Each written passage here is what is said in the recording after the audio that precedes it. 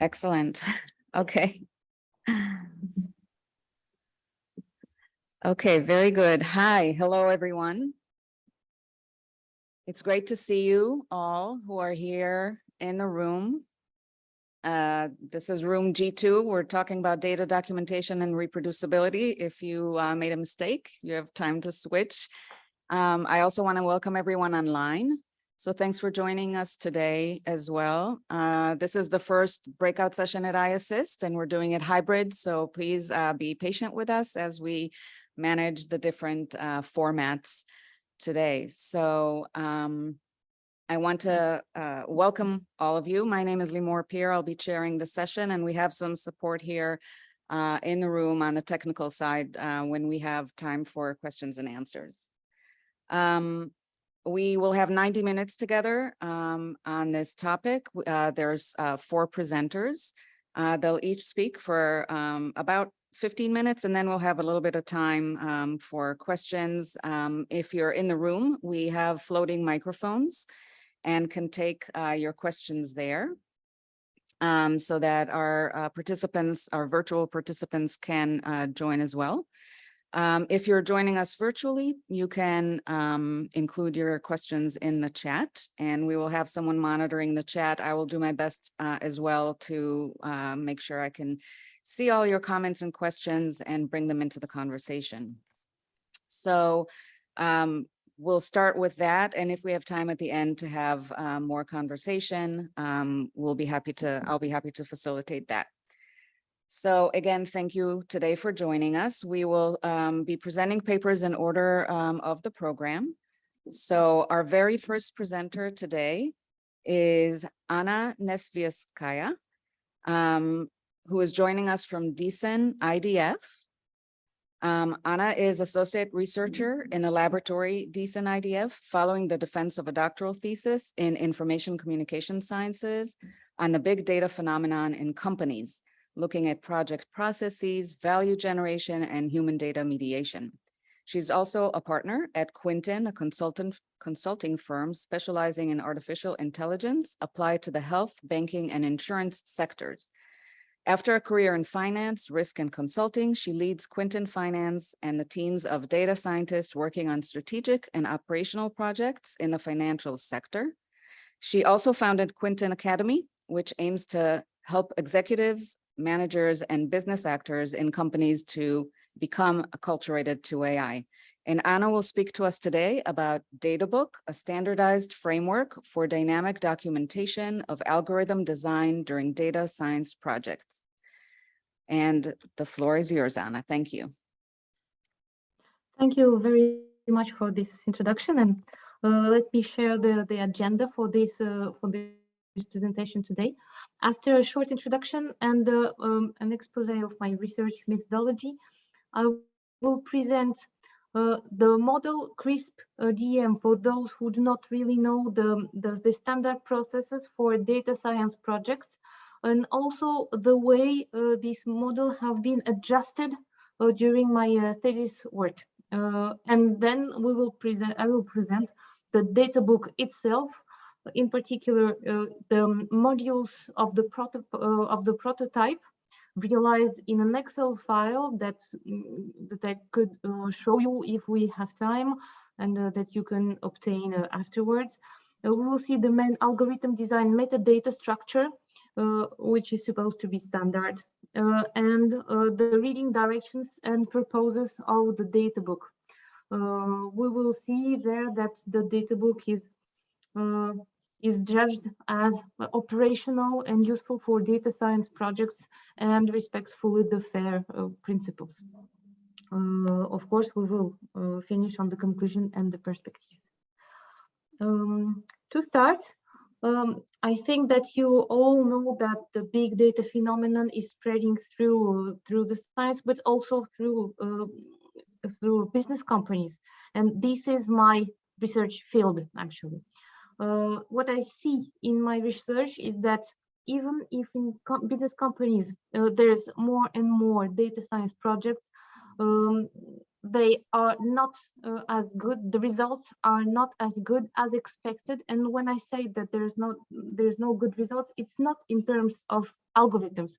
It's in terms of application in concrete practices, business practices on the field. That means that the proofs of concepts work, but then it doesn't give anything very interesting for the companies.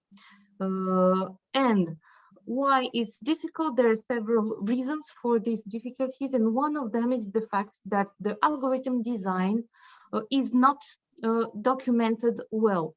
Actually, this need was critical in some projects that were my field use cases for the thesis work, and at this moment we imagined a way of documenting the algorithm design, but the theory did not give any clues to document this algorithm design. This is how the DataBook was created, tested on the field, and very appreciated by all the practitioners. By practitioners, I mean business experts, project managers, but also the data scientists working on these projects. So the research methodology for this proposal today is, as you understood, action research. The action research took place first on 7 field use cases, real cases. This was my thesis work. Then the DataBook was tested for 5 years as a pilot on hundreds of complete data science projects realized by several teams of data scientists. All of these teams worked for the firm QUINTEN, which is a French leading data science firm working in health, banking, and insurance, and sometimes in other sectors, but essentially in health, banking, and insurance. And now this DataBook, imagined 5 years ago and tested on the field, has shown that it's robust enough and that it can be transposed to other various contexts. So today I will present these results. What is data science process? When you design an algorithm on the field, you follow several steps that have been documented since 2000. So the process is very robust and it has proven to be a standard. A lot of teams use this process on the field, even if they change sometimes the wording of the phases. The process is constituted of 6 steps: business understanding, data preparation, modeling, evaluation, and deployment. The phases are always the same, but not always in the same order, because there's some iterations between the phases that have been shown by Chapman and Shearer 20 years ago, and these iterations work quite well. So this process is stable in time, it is very used, and globally it's really relevant. The problem with this process is that the usage that the algorithm designed in the project serves is anticipated too late. It is anticipated usually in the phases of deployment. And sometimes these late anticipations drives the project to wrong results, to inadequate expectations.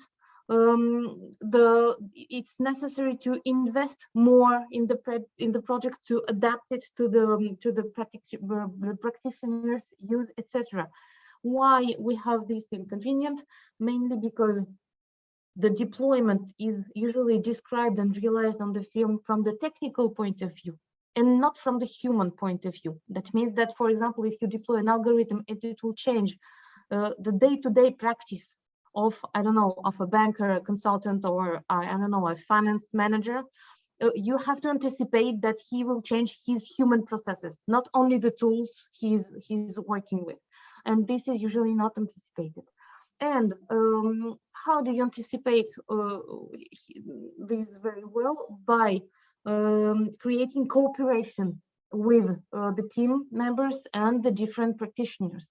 But the tools used for algorithm design are usually very technical, and the practitioners cannot read the code. They cannot understand what data is put into the machine. And usually these projects are realized by isolated data science teams, and there's no documentation during the project, and there's no documentation after the project. So it's very difficult to trace interactions, very difficult to trace the final algorithm. If we consider the same process, CRISP-DM, but we try to map what output this process generates. First, if we forget the iterations and we consider that the phases are overlapping in time, you can see my thesis to understand why we switched to this presentation.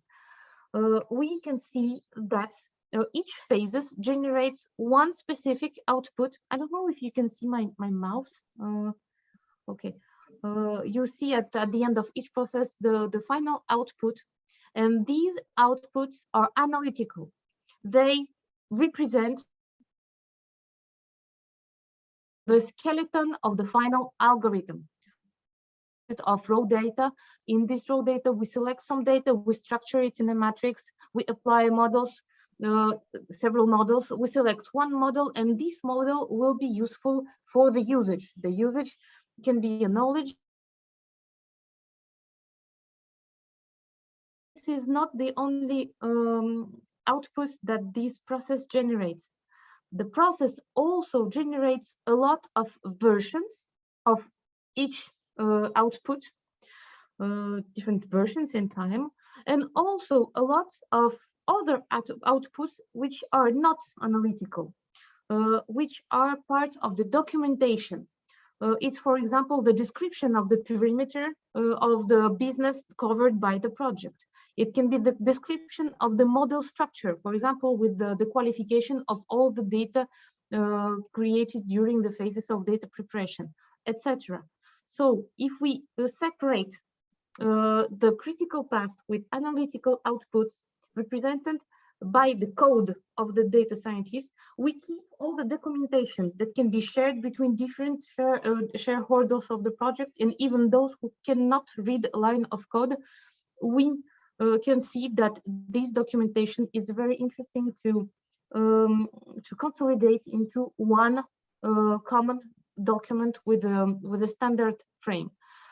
This is the frame of the tool. If we represent this tool as a simple Excel file, for each analytical output, we have its description. We can also document the different usages, and the usages are represented here first by the roadmap of the deployment of the usages, directly issues from the project, but also by the experience company.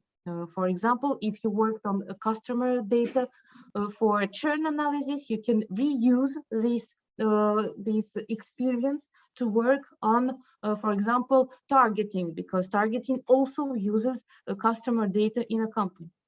We can also document the project itself, and in particular, all the decisions that have been made throughout the project.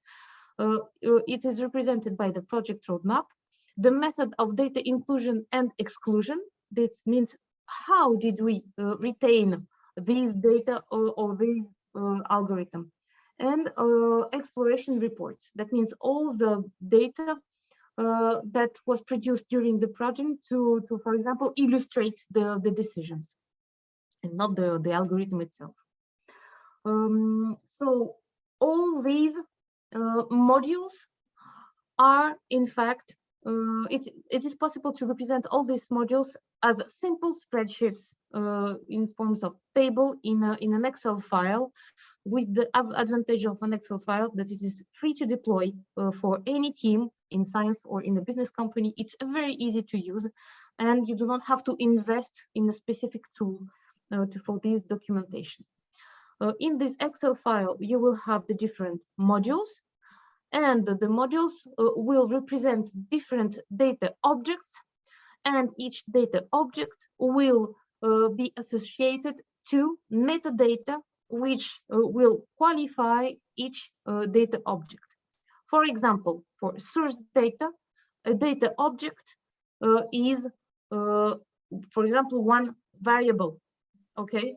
And what is metadata on one variable is, for example, the meaning. It can be also the volume. It can be accessibility. It can be the bias. It can be the nature of the different values or the units. It is impossible to standardize the metadata itself, but it's completely possible to have the same framework in terms of nature of each type of metadata. And the nature of each metadata is a reference to the skills that are useful to qualify each data object. And the skills include, of course, the skills necessary for the realization of each phase of the QuickDem model, and globally the project management, because we are in the case of a project here. And also because we have to orchestrate the different skills to design an algorithm, and project management have these orchestration skills. Sorry, I can't see my screen anymore. If we represent this DATABOOK model here in a more easy form, it is easier to understand how to use it. And actually, there's different ways to use this tool. The first one is very interesting for the reuse of knowledge generated throughout the project. It's easy if, for example, you are a data engineer and you want to create a new project. You will read the experience return on the previous project, and you will see the data book from the previous project. And if in the experience return module, you have all the feedback from the point of view of data engineering, from all the phases of the project, it will be very interesting for you to read this experience return. So in this way of reading, it's very interesting for one particular skill to capitalize on generated knowledge. We can also read the data book from another point of view. For example, you are a project manager and you want to follow your project, and in particular, you want to see what is the status of advancement of the generation of the analytical results. You can see the module analytical results and see how much data objects have been qualified by all the skill carriers at one given moment. And you will follow this qualification in time, and you're going to be able to pilot the project and to drive collaboration between the different skill carriers that are contributing to qualify the analytical results. And another way of reading this data book is to audit the final result. In order to do that, you will be interested in particular by the usage of the algorithm. You will start with the usage, and then you are going to see which results are used for the usage, which analytical results have been transformed into functional results, which data was used to generate these results, and so on until you go to the raw data that have been selected for the project, used for the project. In this case, you will not be interested by all the data that have been explored during the project, but only by the data that have been retained for the final algorithm. So you can simply select all the data qualified as included in the last algorithm, and you will have the skeleton for a complete audit of an algorithm from the point of view of the documentation of its design process. These first two applications are very useful for the application of the FAIR principles. First, because you can reuse the experience from one project to another, and also because you can audit the final algorithm.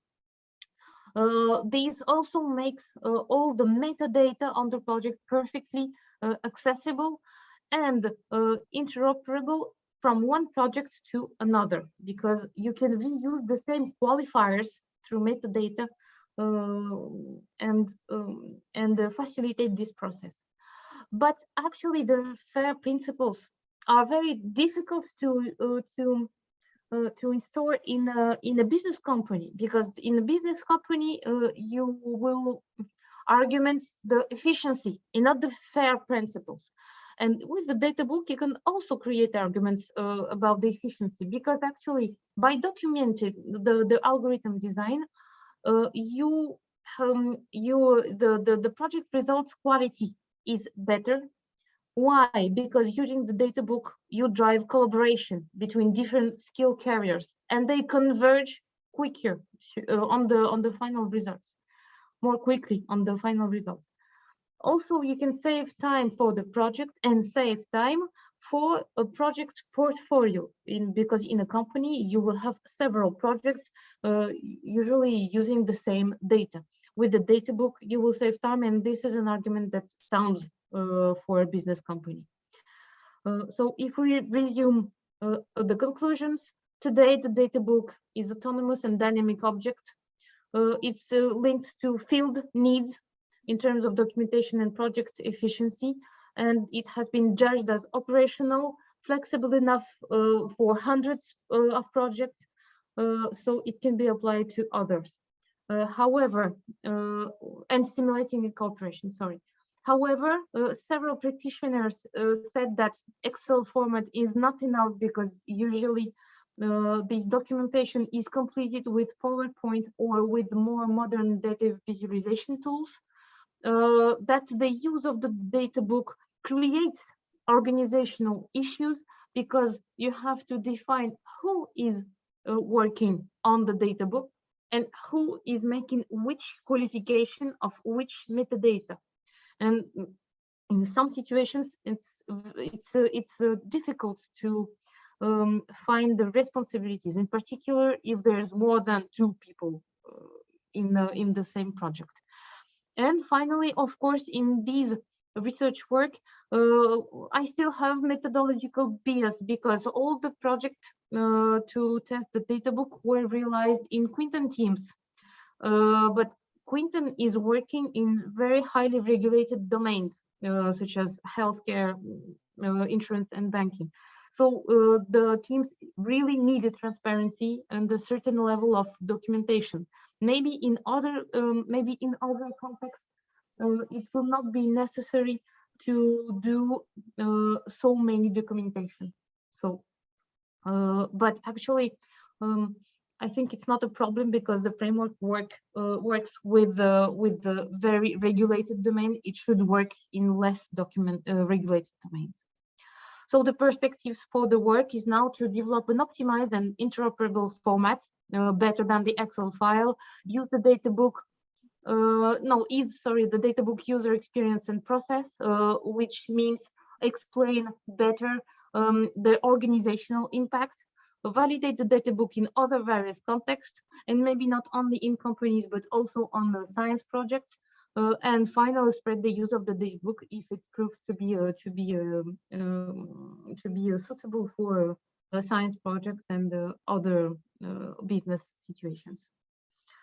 Thank you very much. If you have questions, I will be glad to answer. Thank you, Anna. Thank you very, very much. We have time for a quick question. Is there a question for Anna in the audience or on Zoom?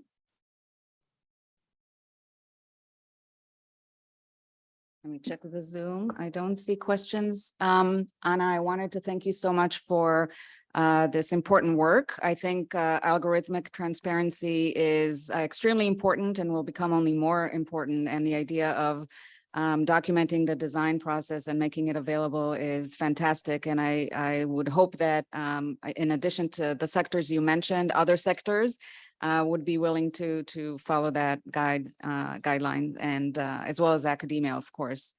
Thank you very much. Thank you. Very good. So our next presenter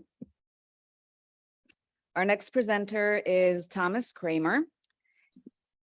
And Thomas will be, so Anna, if you don't mind stopping to share. Yes, thank you very much. Very good. Thomas will be joining us from the GESIS Leibniz Institute for the Social Sciences. Thomas has joined GESIS in 2015 as software architect. His background is in the digital humanities with a degree from University of Cologne. He's been working on several projects, including the GESIS data search, the CESTA data catalog, CESTA European Question Bank, and he is now the technical lead for Datorium, a research data repositorium for social sciences and economics. He's also working on, I'm not sure if it's pronounced ZIS or ZIS, but the open access repository for measurement instruments, as well as on Ddi Search, which is an open source faceted search UI for study variable and question level metadata. Very exciting. And Thomas will be talking to us today about better ask the right questions, leveraging fielded surveys for future research. Okay, yeah, thank you for the introduction. Yeah, my name is Thomas from GESIS, and I'll present the GESIS approach to supporting researchers finding the right questions. So our agenda is that I'll summarize the status quo of search support for questions and variables from survey-based research. I'll explain a bit our motivation to address the challenges there. I'll briefly introduce our understanding of fairness in surveys research, and then head over to the use cases from a researcher's perspective and introduce our automated processing pipeline, and finally conclude with the benefits from a researcher's and an institutional perspective. So the status quo currently is that we indeed see that there are more studies documented at question and variable level. So having the data is only a precondition. So it does not yet lead to reuse. So we have data, but this data is distributed, it's not aggregated, and there are no open processing pipelines and no appropriate search tools or web-based editing tools. So this is our motivation to work on standardized pipelines for the several tasks, which is the aggregation, the unification of different DDI versions. DDI is our primary standard used to document social science studies, and also the indexing of the metadata, which is needed to drive a search UI at question level and variable level.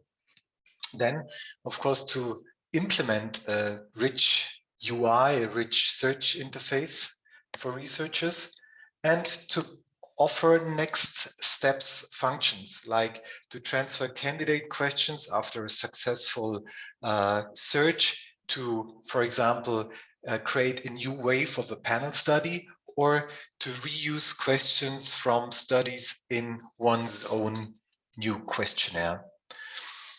So when we talk about fair in survey-based research, our understanding is that, or we translate this into offering search tools to researchers to find the questions, to provide full access to the questions, but also the associated variables and other context information, such as the study series, and of course, the actual research data.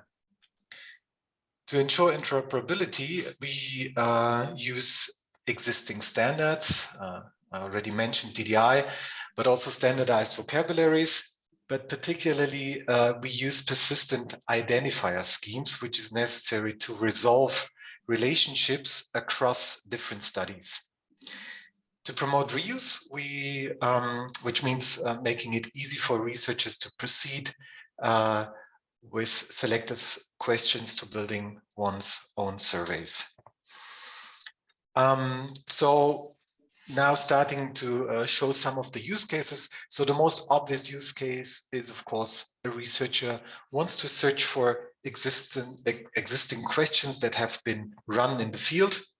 So this is the opening screen from this question search. So we see that currently the main search input will search in all fields, in all languages, but you can also search in a particular language only.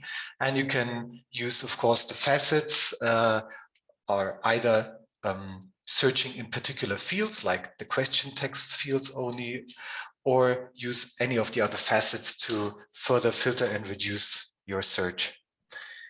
Another use case is to compare the questions.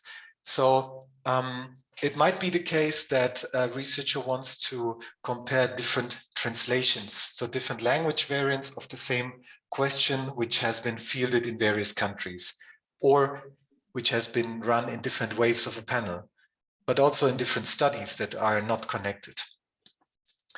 So this view allows to compare these questions side by side. Another use case is to track the different variants of questions, for example, across different waves of a panel. We'll see this in a second. So it is possible to get to the preceding waves of a panel which used a certain variable, but also to the succeeding waves. Another use case is, of course, to access the actual research data, which includes the code books, but the questionnaire, the pen and paper questionnaire, or the method reports, but of course the data set files itself. So this is a very short video which shows a general search across all the fields and all languages. And here you can see that the variables are shown if a variable concordance exists, means if the metadata contains that variable references.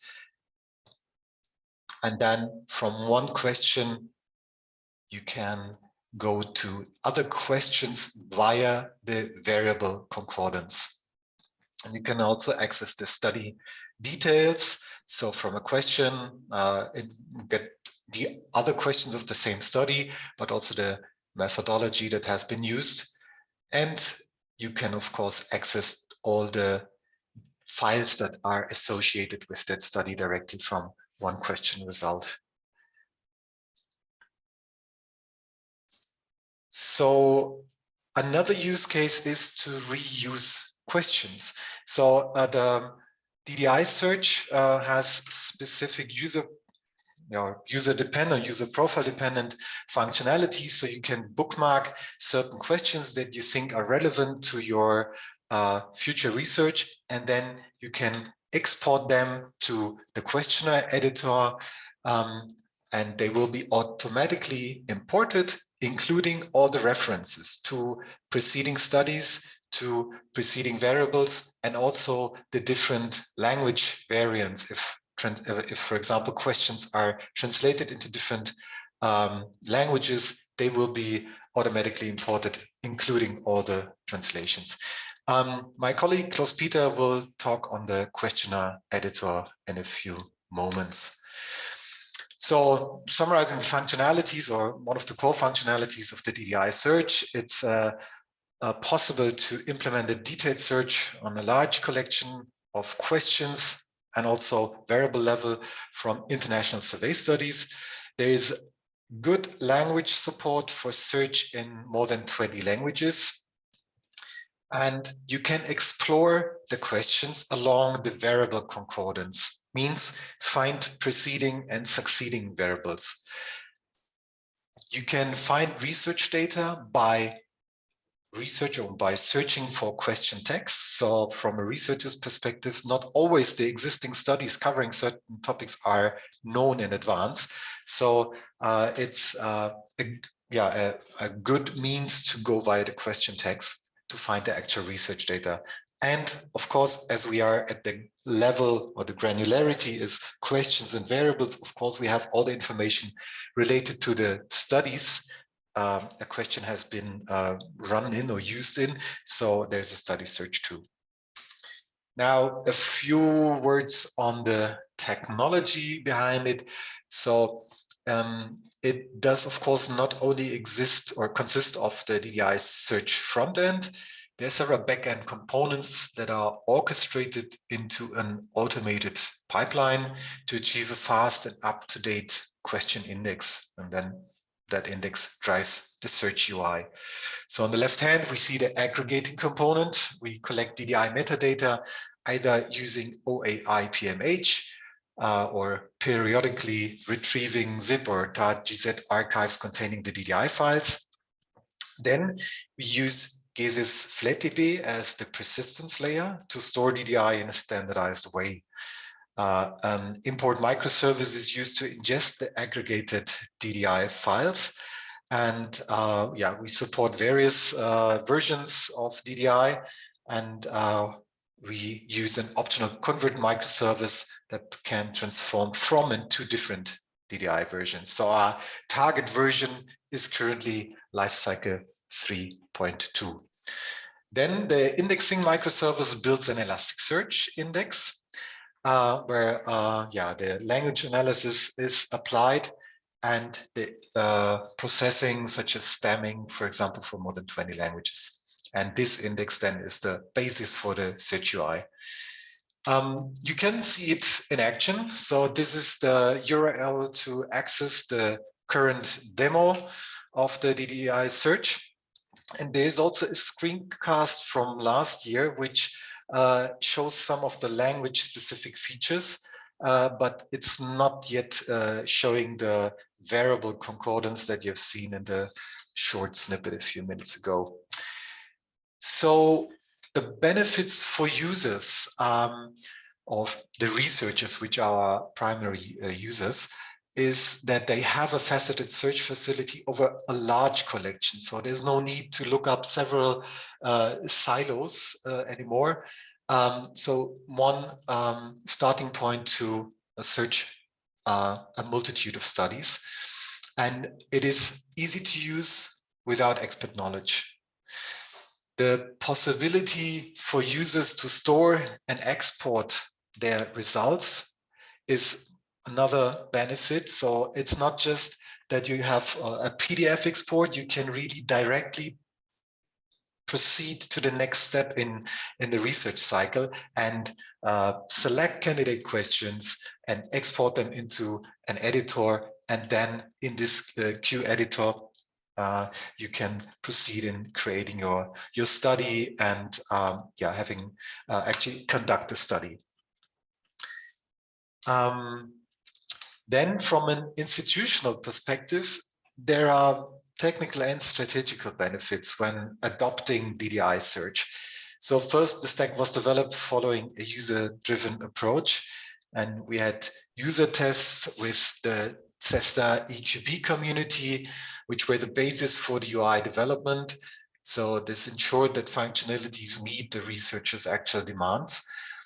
Second, with GESIS FlatDB, we have a strong tested and open source DDI compliant persistence layer, maximizing the interoperability as it is open and extensible and has very detailed range of APIs. And finally, with an open source licensing policy, institutions are safe from the risk of vendor lock-ins. And institutions can also choose a step-by-step implementation path, which is not the case if you have a monolithic architecture. So the perspectives from our point of view is that we are thinking of really increasing the amount of metadata that we incorporate in the DDI search. So currently we've got something like 380,000 questions in it and something like 8,000 studies. And of course, we would like to incorporate more data. So if you have study documentation in DDI with question or variable level information, please get in touch with us. And what we can offer, if you are thinking of setting this up as your own instance, of course, we can offer support in getting your data either into your own self-hosted instance or in thinking of ways of using it as a search as a service. So yeah, that's the brief introduction from my side. Thank you. Thank you, Thomas, very much. That was great. I'm sure there are questions for Thomas. We are a big DDI community around here, and if this doesn't sound appealing to you, I don't know what will. Very exciting. So anyone have a question online or in the room? Can we see the slide with the links? Sure. If you know what, yeah. Is this the one you're That thinking? one. Yes. There's a question here in the audience. Go ahead. We have a microphone.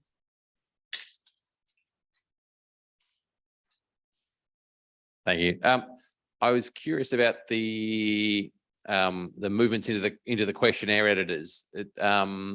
You've implemented, I mean, there was a little PDF icon there, but what are you implementing there in terms of, in a sense, export formats or transfer formats into those editors? Yeah, okay. So maybe on the slide, did you see right here, you see that I'm logged in and that I've got a basket and a comparison menu entry.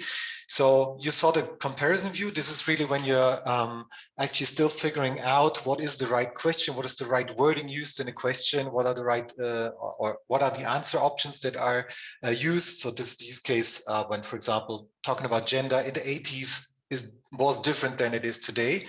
So you can bookmark questions either for comparison, or you can put it to your shopping cart, to your basket. And then there is the question editor, which is a different application. And there is a button to import all the items that you put on your basket here from Ddi Search into the questionnaire editor. In the background, what we do is we really transfer DDI snippets snippets of these questions, including all their let's call it embedded objects like the response categories, the study references, the variable references, and so on. And this is then transferred to the questionnaire editor, and the questionnaire editor builds up a new vanilla questionnaire with those questions in it, with all the references, with all the translations in it. And then you proceed and maybe rename variables or rename the question wording or whatsoever. So this is so what you see here is just the front end part. I think Claus-Peter will elaborate on this in a few minutes in the next talk. Thank you. Okay, thank you very much, Thomas. We will move on to make sure all our presenters have enough time today. And to have a little bit of time afterwards. And I'm sure everyone is also available online for follow-up questions. Through the program, you can find contact details. Sure. Thank you. Great. Our third presenter today is Juliane Schneider from Sage Bionetworks. Juliane is currently the data liaison for Sage Bionetworks, coordinating the transfer of grant outputs from lab to repository for over 60 grants. She earned a dual degree in library science and information systems at Drexel University and has worked as a librarian, a metadata specialist, database designer, and research data manager from places as diverse as the insurance library near Wall Street to Harvard Medical School. Her emphasis has always been improving description and discovery of anything. She's described objects, data, and even library-based therapy dog. So we're very excited to hear Juliane's talk today about managing the grant output contribution process from lab to repository. Thank you. Hi, everybody. I am so happy to be up and talking to you about some data management and stewardship issues. My name is Juliane Schneider, and I am a data liaison for Sage Bionetworks. which is a nonprofit company supporting scientific research through development of tools and management of data. Sage Bionetworks receives grants from the National Institute on Aging and the National Institute on Mental Health to create data coordination centers for grants given to consortia doing Alzheimer's disease and mental disorders research. The NIH is the National Institute of Health for the US and funds major research in all areas of medicine. My job is to coordinate the transfer of data from lab to Synapse, our repository platform, guide the metadata creation from the data contributors, and oversee the annotation and release of the data from the lab to Synapse and through our portals. So we have the AD Knowledge Management Portal, which is the AMP-AD Alzheimer's portal, and the PsycEncode portal, which is for the mental disorders data. As I said, Synapse is our platform backend, and these portals are the public-facing sites where the users can access the data. I ended up here through librarianship, metadata, and working consistently with faculty, clinicians, and bench scientists to improve their tools, adhere to standards, and describe their data through metadata. It really didn't matter whether I was working in a library, a clinical translation and science center, or nonprofit. I've been a data steward with the same goals, applying metadata to objects to facilitate discovery, understanding, and reuse, with an eye on the larger landscape of data harmonization and interoperability. These are the steps that we follow at Sage to get the data from the labs and into our repository and released to the public. This also includes making it fair and putting governance that allows access, but puts appropriate controls in place for human, or what we call controlled data. The first thing I do for a new grant is to set up an onboarding call with the PI, and if possible, their lab manager or team leader. I go through the data contribution process with them and outline the expectations for the different roles. I'm the point person on the Sage side of things, and I ask them to nominate a team liaison to be my collaborator for the PI's group. Sometimes this person will also be the one creating the metadata and uploading the data, but not always. So sometimes we have 2 or 3 people in liaison or data uploader roles. Establishing these roles and setting expectations at the start makes the whole process easier for everybody. In order to submit data to the data coordination centers, we need a data transfer agreement. For PsycEncode, this transfer was incorporated into consortial agreements, so we don't have to really deal with that. For the Alzheimer's consortia, a portal grant signed by an institutional signing official acts as the data transfer agreement, because there is language in the grants stating that they will contribute the data to an approved repository, which is us. So that stands in for a data transfer agreement. The PIs also need to sign a data submission agreement, which reiterates the conditions upon which the data they are contributing may be accessed and used. This agreement also requires the PI to provide detailed information about the data to be contributed, their cohorts, their donor and sample numbers, and their assay types. We also have access conditions that need to be met. Access is different than governance. While governance dictates the conditions under which the data is contributed and transferred into our repository, access means meeting certain conditions for access to the data.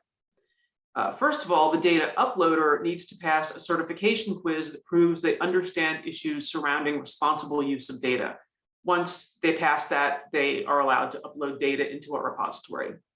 They also need to be added to the correct Synapse teams. We group people into teams according to their access levels, and so the PI sends me a list of the people in his lab, and I add them to the correct team. For the Alzheimer's consortia, if access to human data is needed, a data use certificate must be completed, signed by an institutional signing official, and returned to us. This gets interesting because our data use certificate is an umbrella agreement. So when you sign that and it's approved, you get access to all the data in the Alzheimer's disease portal Therefore, even when you upload data to the portal, you still need to sign that data use certification to get access to it once it's uploaded, even if it's your data, because it's included in this umbrella agreement. For PsycENCO, the Mental Disorders Consortia, the National Institute for Mental Health kind of takes care of that through access tokens. And so we don't really deal with their access agreements. They do that review. So I work a lot with our governance team to make sure all of this ends up in place. We ask for 3 pieces of narrative metadata: a study description, a methods description, one for each type of assay, and an acknowledgement statement. These are added to wiki pages for each study and surfaced on our portals as text. Narrative metadata is often neglected, but it's an important part of understanding data sets as a whole. The aims and goals of the study and the information about the cohorts or mouse models used adds context to the study outcomes, which can be data, models, or software. Details of the methods that don't work well as controlled value annotations, short bits of information, can be crucial for understanding how an experiment was done and the outcome. So having things like the version of the kits they use, or the version of the platform they used, that are included in the methods can be really important, because that's really not part of our controlled value annotations. We don't go quite that deep. The challenge for this is getting it from the team liaison before they start uploading data. They tend to want to immediately start with the metadata and upload the data, and I'm always like, no, give me the narrative so that we understand what you're doing and we can ask you important questions before we get to metadata creation. Once I get the narrative metadata, or if the team liaison insists that we go directly to metadata creation, which happens, we move to that. We use Excel templates for our metadata, and some columns use controlled values, which are a list of values that are part of our schema. These allow searching across data sets in a portal using filters. The individual metadata is an individual ID and demographic information like sex, age, diagnosis. The biospecimen metadata contains a biospecimen ID, plus the organ the specimen was taken from, the tissue type, sample status, things like that. And then the assay metadata includes the biospecimen ID that the assay was performed on, the platform that was used, the library prep and prep method, et cetera. And then finally, the manifest is what allows for batch loading. And it's an Excel template with a row for each file to be uploaded, including the data and the metadata files. We use Excel because it's a tool that most researchers are very familiar with and comfortable using. The challenge is Excel does have behavioral issues. For instance, if you want to copy the first value of a column and drag it down and copy it all the way down, it will occasionally add incremental numbers to the values. And we all know that it has issues or challenges with dates and numbers. We combine the 3 metadata files by linking them through the individual and biospecimen IDs to create a rich set of annotations for each data file. Then the manifest is used by our synced synapse tool to batch upload. So the manifest contains the source path to the file on the researcher side, and then the file where it goes in Synapse. It also contains some metadata about the file, like file type and resource type and the grant and consortia. The challenge with this is it's, as I say to my researchers, filling these out is not difficult, but it's very picky and detail oriented. So trying to teach researchers how to be metadata experts when that's not nor should be a part of their job can be really an uphill battle. This is what our templates look like. The highlighted columns require controlled values. So it's from this list of values that they have to pick from. And the columns outlined in red are required. This is our individual template. Currently, our templates our real templates don't have these. This is something I added for this presentation. So when they look at our templates, they don't have any indication of which ones are required or which ones require the controlled values. So that's something that I want to add to our current templates so that they see that. We have two other tabs on our templates, one that has more information here on the type of data we want in the columns, and a tab that lists the controlled values for the columns that require those. If a researcher doesn't see the value they need in the list, they can request to add one, which we can do. It doesn't take that long. So you see, like for matter of death, these are what they can choose from, and they have to use these values exactly. These values are flat lists. They don't have acronym functionality. It's a JSON file that does contain the column name, which is the key, the value for that key or column, and then a description and a description source. So I do track where I get these terms and the ontology that the ontology where I get it in the definition. So we have URIs, they're just not really used for anything right now. I hope to use them in a more ontology-driven fashion in the future. The challenge is once these templates are filled out, the data contributor needs to save them as CSV files, and CSV does not support more than one data sheet. So these two, the dictionary and the values, go away. We do have an online metadata dictionary, but out of sight, out of mind. They forget that it's there and they forget that they're using controlled values. So most of the validation errors I see tend to be values that are not in our controlled values list, or they're in the wrong format, the wrong capitalization or something. Once the templates are complete, the data validator validates them using our metadata validator, which is a Shiny app. The data contributor validates all of the metadata files and the manifest at once, and the validator looks at the files, analyzes them for completeness, correctness, and all the relationships between individual biospecimens and assays, make sure that those are there. This is often an iterative process between the validator, the data contributor, and myself. The data contributor continues to validate their metadata and correct mistakes or missing metadata until they no longer have failures or no other questions for me. In addition to the tool, I have a validator monitor that allows me to see what they see. So if they have questions, I can see what's going on. And I also get a copy of their metadata files and manifest. It's copied to a folder I have access to. This helps when looking at values like file paths to make sure the full path is there and that we don't have duplicate file names, because we don't support non-unique file names. So if you have two of the same file name, it will get overwritten. One of the challenges is the information hole. I am in the process of rewriting these error messages. Currently, they tell you what's wrong. Some values are wrong.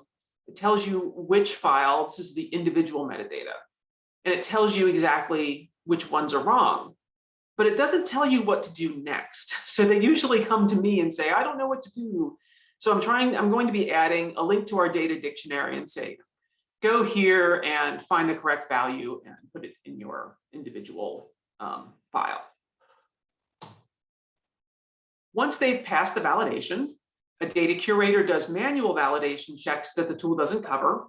Once the curator finds the metadata complete, they give the data contributor permission to begin data upload and their metadata upload. Most of our files are uploaded by bulk, although you can add them using a menu on our interface, but it's one file at a time. So unless you're doing just a couple of analysis files, you need to really use the bulk upload. The challenge is some labs don't really have anyone comfortable with scripting. So sometimes installing the clients can be an issue. Kind of teaching them how to use them can be an issue. There's some firewall problems occasionally, or they don't really understand what error messages mean when they get them. So usually it works pretty well, but once in a while, the actual data upload can be slow. Once the data curator has annotated the data and release notes are written, it's released publicly in our portals. We contact the contributor, thank them for their contributions, and publicize the release through newsletters and social media. This is what the study looks like in our back end. It's basically a wiki page with some text and then the data files below it. This is the portal. This is the same exact text pulled in from the back end and shown in a prettier website. Here's the study description. If you notice, there's a study data tab over here. If I would scroll down on this page, you get the data acknowledgements and the methods. If I clicked on that data tab, you see the metadata files, the data files with these filters that you can filter by tissue or organ or assay, and then the data release statements that have come out of this study. This is how you find data in the portal through our Data Explorer tool. It's the same, it's 28 different filters. So you can find all kinds of, you can search for data in all kinds of different ways, depending on the kind of data you're looking for. And what happens when the data in our portals is being used in a manuscript? We create a wiki page in our Synapse platform and allow the researcher to create a data set. A data set is a collection of data and metadata files related to a manuscript, and it can be any of the files in the portal. We have about 150,000. The wiki page is created by us, and a document with instructions on how to fill out that wiki page and how to create a data set are sent to the author. Here's a screenshot of a wiki page for a manuscript. It has a DOI. It also contains a data use statement, and this is used by someone citing the data. It recognizes the grant and the people involved in creating the data. This is very different from the data availability statement. The data availability statement is used by the author in the manuscript to tell people where to find the data. This is ours. We actually give them this sort of canned script. They fill out a data description, and then the rest of it is the description of the platform, the funders, the purpose of the platform, the link to the access instructions to get access to the data, and finally, the DOI of the data itself. The data set is expressed as a table with rich metadata that is immediately available up here. You can see the assay type, cell type, data type. The data files within this particular data set can be filtered through our 28 different filters. As you see, this manuscript contains data from 9 studies and 12 tissues. So it's a sort of interesting and diverse set of data in this manuscript. We track versions of the data set indicated in the DOI. You have these incremental numbers on the end of the DOI. And we also add metadata about what was changed in the version. Finally, my lessons in my 2 years of data stewardship at Sage and beyond include collaboration. I make sure that I act as a collaborator, not only with my colleagues at Sage, but with the researchers and the lab managers and the liaisons that I work with, for our data contributors, because really we are all a team and we're all pushing toward getting the data out there in a fair manner and making it responsibly accessible. Secondly, communication. Keep it going. Make sure that you include everyone that needs to know about things in that circle of need to know. There are a lot of moving pieces in doing data stewardship. So knowing who to communicate about what can be challenging, and it's always changing. Iteration is a constant theme of data stewardship, not only in the validator, but in science itself. I'm always creating new templates for new assays, adding to our schema, redefining our processes. It's sort of a constant cycle wherever I look, because science is moving so fast now. And so keeping up with our processes to sort of match the workflow of science is a constant sort of tweaking and redoing. Work your metadata. that you really don't have the fair data principles without metadata, and that drives so much of how the data is accessed, used, and reused. So look at your metadata and try to use it in the best ways possible. I'm a big fan of Carol Gable and her idea that metadata should be machine readable and interoperable and easy to move around. And so I am trying to push, my data and metadata toward that.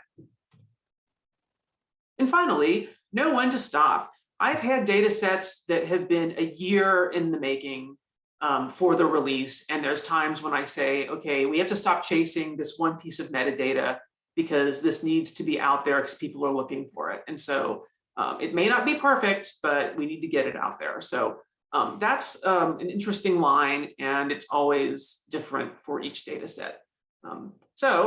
Since I know when to stop, I'm going to stop now. And I'd like to thank you. And this has been a lot of fun. And please feel free to reach out. I always enjoy a conversation about stewardship, data, and metadata. Thank you very much. Wonderful. We have time for a quick question for Juliane. Is there anyone online or in the room with a question? Yes, please. Quick question about We're getting the microphone over. Yeah. Yes, hi. Thank you so much. I have one quick question regarding the point about narrative metadata. I think that's a really important point to emphasize, but do you use any templates for that, or how do you help researchers to get real high quality narrative metadata? Oh, thank you. Yes, we do have templates for all of our narrative metadata. So we have one for study description, one for the methods, and one for the acknowledgement statements. And we have examples and explain to them exactly what we need.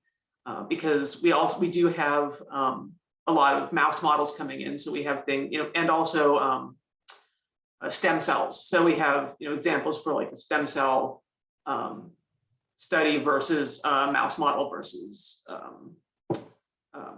iPSC cells.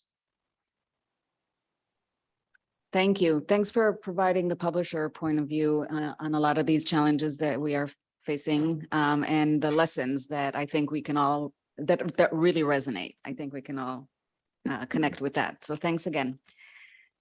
All right, we're going to move to our final presentation today. We will be hearing from Claus-Peter Klas from GESIS Leibniz Institute for the Social Sciences. Claus-Peter heads the team Data and Service Engineering at GESIS in the department Knowledge Technologies for the Social Sciences. He's a computer scientist with a research background on interactive information retrieval. He and his team are responsible for around 20 software portals in the social sciences and focusing on providing open source tools for DDI. And I think there was a reference already made that there is a connection between this and the previous presentation by Thomas. Claus-Peter will be talking about experiences with converting DDI among versions using DDI-FlatDB. Thank you. Thank you very much, Limor, for the introduction. I hope you can all see my slides. I don't see you at the moment, so I'll just start to continue. So thank you very much for being in the session. And yes, I'm going to present to you our work that we did around DDI. We do that now for roughly 7 years, and we are finally getting something up and running, and that's very nice. So the agenda is as following. I will give you a short introduction, then I will present you the Ddi Suite, so all tools around DDI that we build up. Explicitly, I will talk a little bit about the Questionnaire Editor. And we also had, in the meantime, over the years, several use cases or usage scenarios that are that I will going to present. And then I will do a short summary, takeaway, and an outlook. So why the heck do we want an open standard for documentation? We just heard also in the prior talk, this is really a necessity. And in the social sciences, DDI is our goal to reach and to document all research data. And there are, of course, general benefits of DDI, which you can take from the DDI Alliance website, going down to fair at the moment.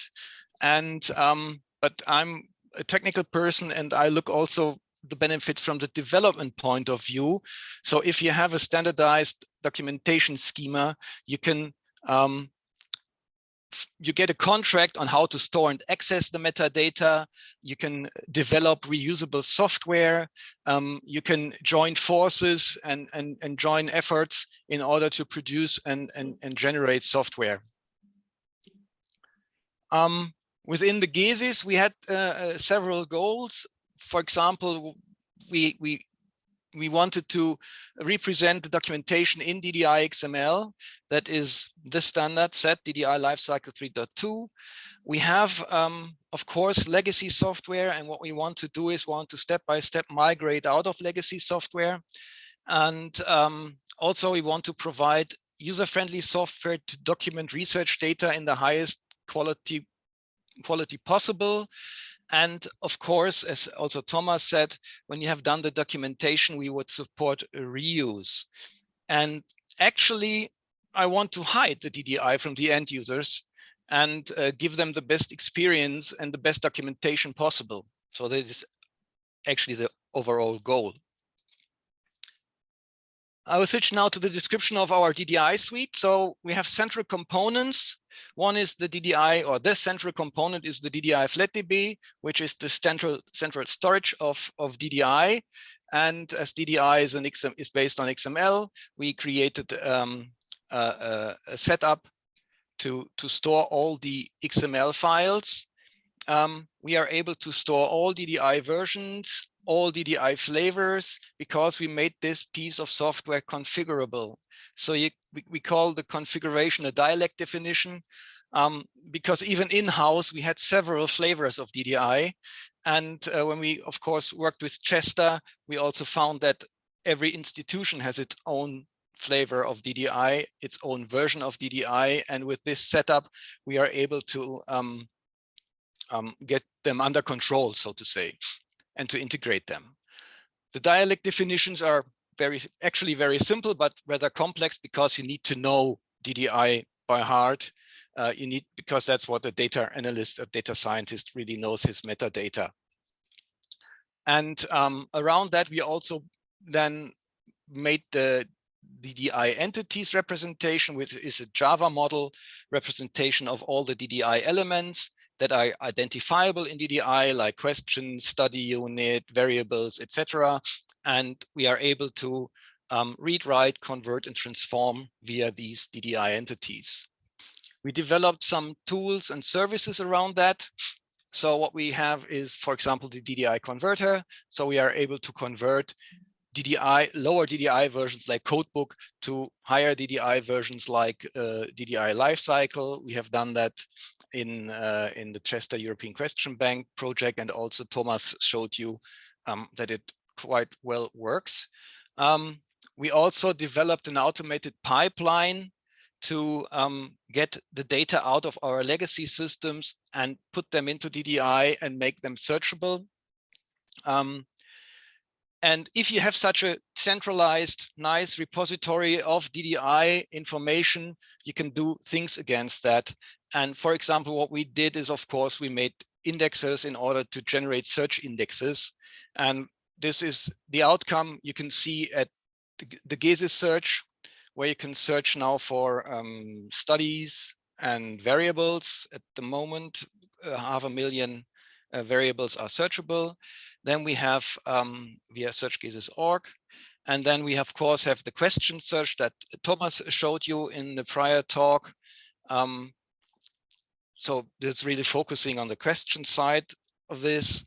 And we have built the Questionnaire Editor, that is the documentation side. I will go to that in the next slides.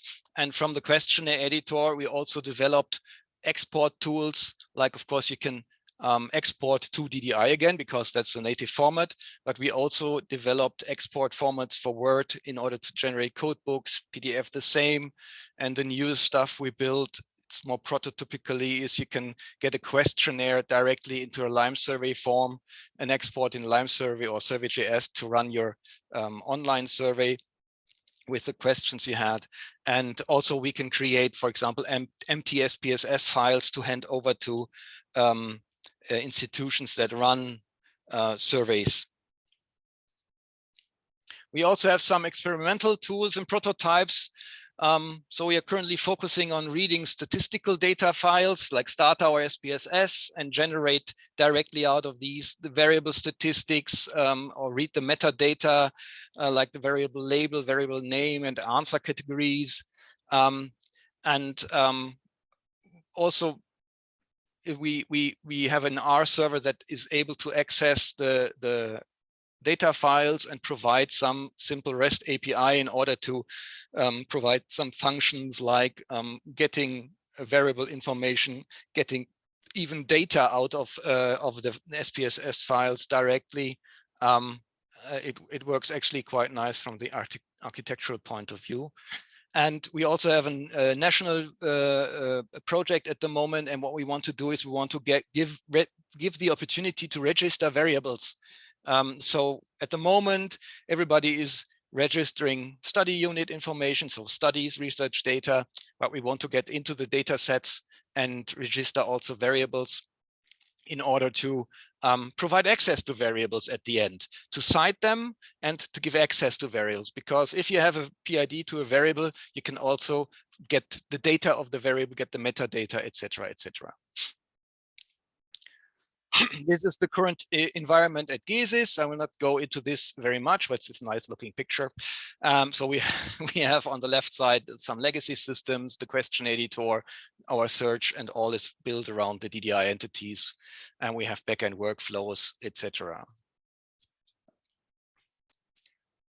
The questionnaire editor, we had various functional requirements. Of course, we want to create, edit, and manage questions. That's what we can do. We can arrange questionnaires, get the order. We can translate questions.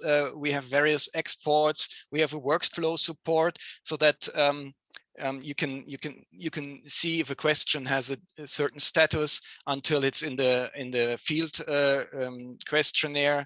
You can import older questions. We can trace questions over time, which is a DDI feature with versioning, etc.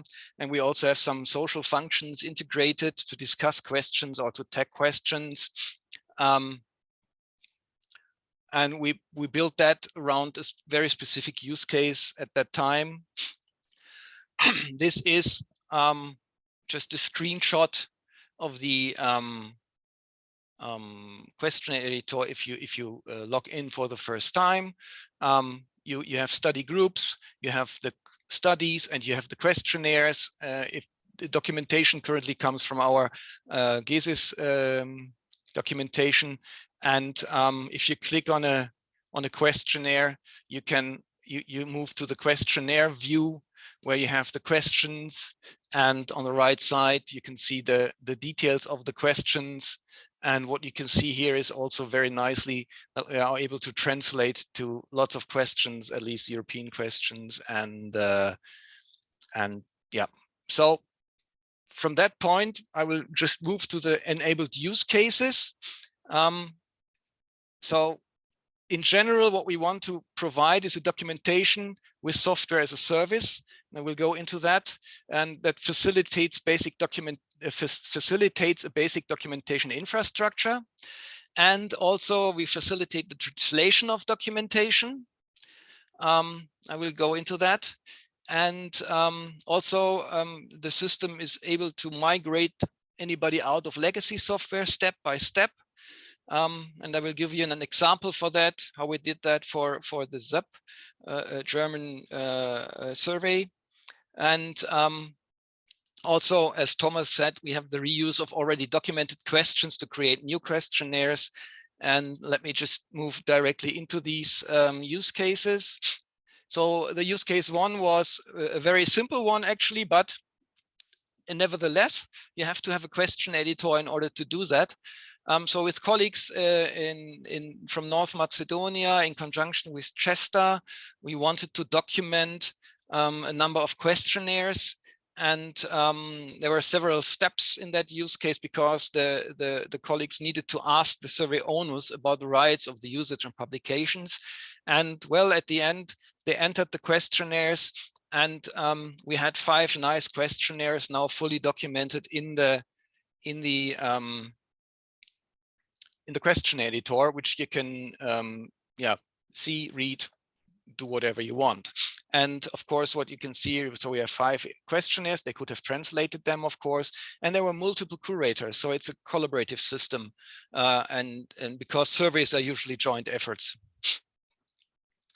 The second use case is still undergo, and that is to document and translate the European Value Study surveys from 1981 and 1990. And the colleagues at Tilburg are currently working on that.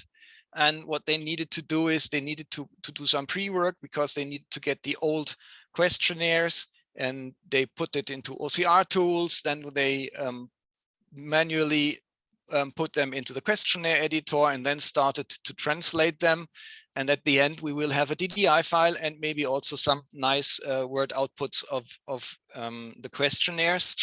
And in order to see how complex that is, you see here, the slides are by Julia, done by Julia. You see here the old questionnaires, typewriter written with annotations on it.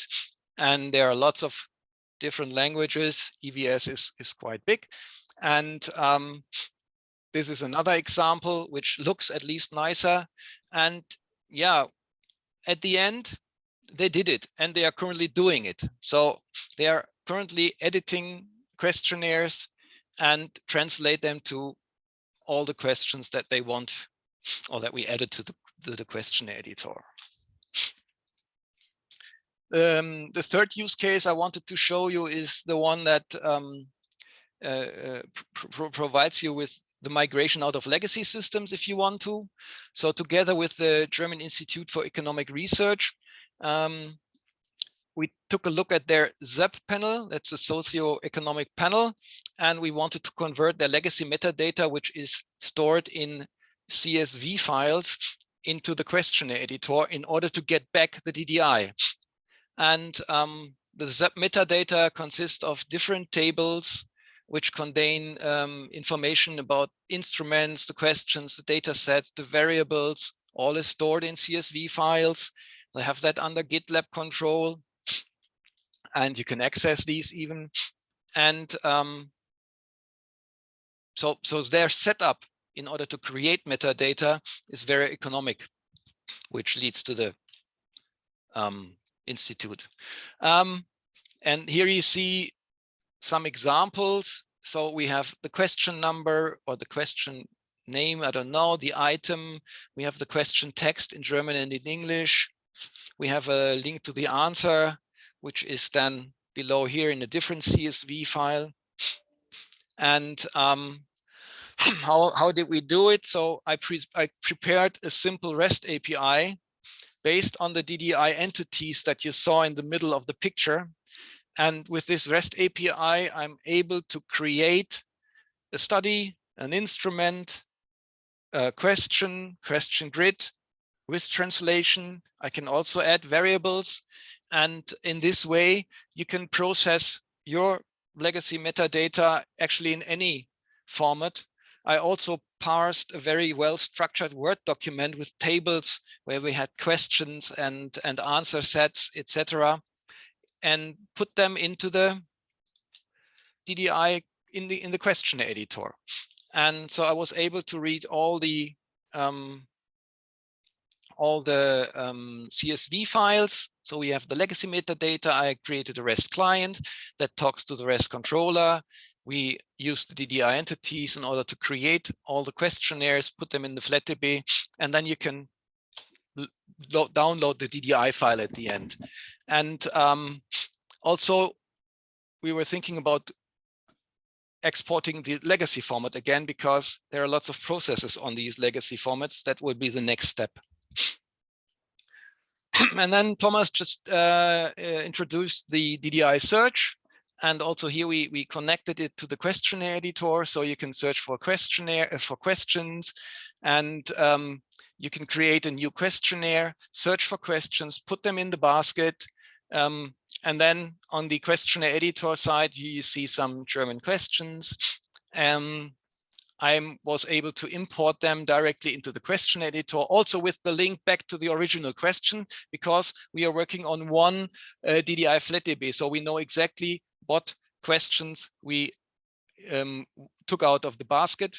And that makes it really easy in order to create a new questionnaire. And that worked also quite well. And at the end, of course, you can export this as a Word document again, or as SPSS, or whatever you want. So summary and takeaway. I presented you the DDI Suite, here explicitly the question editor. I gave you 4 actual real-world use cases that worked out quite well and are still working out. And I presented you that we have an open source native DDI software suite where we can provide documentation as a service. We enabled the reuse of the documentation by searching and also by putting them in the editor again. And also at GESIS, it was the main goal to migrate out of legacy or proprietary systems and move forward to a standardized software based on DDI. We are still looking for participation. So if you have a use case or if you have an interest in reusing stuff that we have done, please connect with us. Now it's time for question. Of course, I thank the team for the good work. Thank you very much. So do we have questions for Claus-Peter or the GESIS team on the tools and the work that they've done with the DDI? I mean, really showing us how you can put metadata to work, right? I think this is a good demonstration of that. And great that you are offering folks to contact you if specific projects that might benefit, or if you think that you're a good use case for testing some of these things. So let's see, any questions in the audience? Yes, we have one question, Stephen. Thank you. So I'm just curious, is more some points of clarification. This is, I think it's primarily implemented in Java, is that right? Yes. Yeah, and the sort of the core of it is really bringing, sorry, from a DDI point of view, is really trying to align around 3.2. Is that the model that's there? Yeah, so you've kind of brought everything up to speed. What can I get just a sort of a commentary on bringing things out of codebook and into lifecycle 3.2? Yeah, that's the converter that we have implemented. Yeah. How did that say experiences and challenges with doing some of that? Yes, sure. There were some challenges doing it because there are different flavors, etc. Not everybody is using the standard in the same way. The flavors are actually the problem, not the versions. The versions are fixed, but the flavors are very. That's why we needed to implement the dialect definitions. And the dialect definitions are the central point here to convert. So you can explicitly specify the XPath expressions on the DDI XML in order to get the data out and put them in the right place for DDI 3.2. And of course, the codebook is based on variables where you link the questions, and you need to do some work there also. And that was quite hard, and I'm very happy that Oliver and Alex, he's not mentioned here, but they are also working with the DDI Alliance, and also Wolfgang Sint-Mölken, who put a lot of DDI knowledge into this. Thank you. Well, I think we've reached our time. I'd like to thank all the presenters today for sharing their work and their experience. We definitely learned from your experience and would love to use all your tools. It's interesting how the description of different digital objects, whether data, algorithms, workflows, is just so important. And so I really wanted to commend you for the work that you're doing, and with the goal of harmonization, transparency, and I think ultimately reproducibility of science, which are all very important. So please join me in thanking our presenters today. Thank you.